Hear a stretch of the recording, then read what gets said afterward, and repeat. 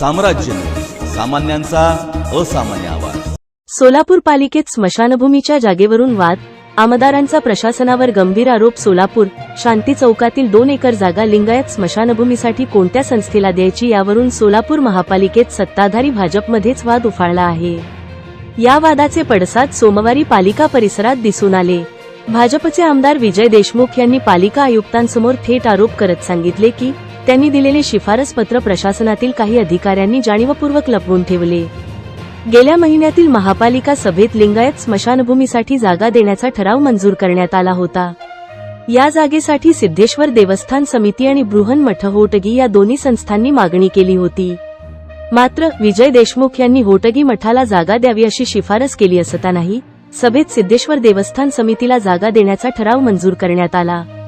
या निर्णयानंतर हा वाद चिघळला असून भाजपमधील 2 गट आमने सामने आले आहेत। आमदार देवेंद्र कोठे यांनी या ठरावाचे समर्थन केले आहे, तर विजय देशमुख यांनी विरोधाची भूमिका कायम ठेवली आहे। सोमवारी विजय देशमुख यांच्यासोबत आमदार सुभाष देशमुख हेही पालिका आयुक्तांना जाब विचारण्यासाठी आले होते। आयुक्तांनी तुमचं पत्र माझ्यापर्यंत पोहोचलेच नाही असे सांगितल्यावर दोन्ही आमदार संतप्त झाले। त्यांनी संबंधित अधिकाऱ्यांवर कारवाईची मागणी करत आवश्यक असल्यास हा विषय मुख्यमंत्र्यांपर्यंत नेण्याचा इशाराही दिला। यावेळी विरोधी पक्षनेते अमोल शिंदे आणि चेतन नरोटे हेही उपस्थित होते आणि त्यांनी आमदारांच्या भूमिकेला पाठिंबा दर्शवला। महानगर प्रशासन काय केलं काय नाही वाटायचं काय स्पष्टच आहे ना। आज आपल्या सगळ्याच्या समोर आहे। 2 लिंगायत समाज, एवढं मोठं लिंगायत समाज सोलापूर शहरामध्ये असताना आजपर्यंत कुणीही कुठलंही राजकारण करत असताना कुणी असं समाजामध्ये भांडणं लावून कधी राजकारण केलं नाही। समाजाचे दुफळी व्हावं असं कधी विचार न करता आजपर्यंत राजकारण होत आलं। पण आजची परिस्थिती राजकारणाची वेगळी दिशा धरत आहे।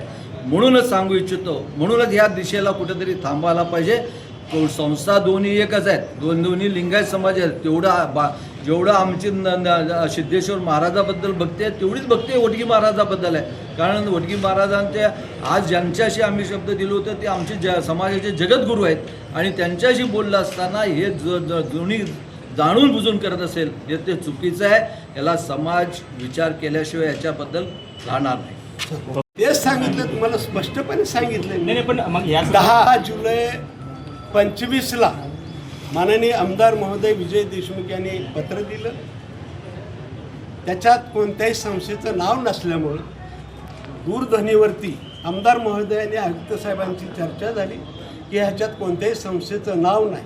आणि म्हणून 30 जुलैला माननीय आमदार महोदयांनी परत एकदा पत्र दिलं, होडगी बृहन्मठाला ही जागा द्यावी, परत पत्र दिलेलं आहे। परंतु ते पत्र खालचे अधिकारी त्या आयुक्तांच्या निदर्शनाच आणून नाही दिलं, त्याच्यामुळे आयुक्तांनी टिप्पणीच केली नाही त्याच्यावरती।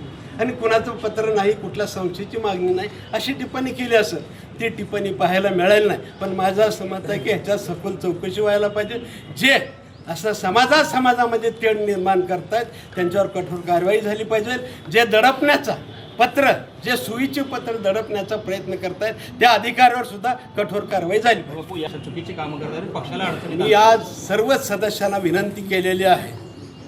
आज 2 आमदार किंवा 3रे आमदार आले तर सोन्याहून पिवळा आहे, नाही आले तर आम्ही दोन्ही आमदार आणि जे उपस्थित सदस्य आहेत त्या सर्व महापालिकेच्या नगरसेवकाच्या सर्वांचे सहाय्याचं एक निवेदन तयार करून आम्ही देतोय। आणि त्या निवेदनामध्ये स्पष्ट म्हणतोय की ते निवेदन महापालिका आयुक्तांनी ते मान्य करू नये, कारण त्यांचा अभिप्राय नाही, त्यांची टिप्पण कुठलंही नाही, त्याच्यामुळे हा ठराव मान्य करू नये असं पत्र देणार आणि त्याची कॉपी पालकमंत्र्यांना सुद्धा देणार, आमच्या नगरविकास मंत्र्यालाही देणार आणि न्याय घेण्याचा प्रयत्न करणार। तो प्रस्ताव काय करणार आणि कसं काय?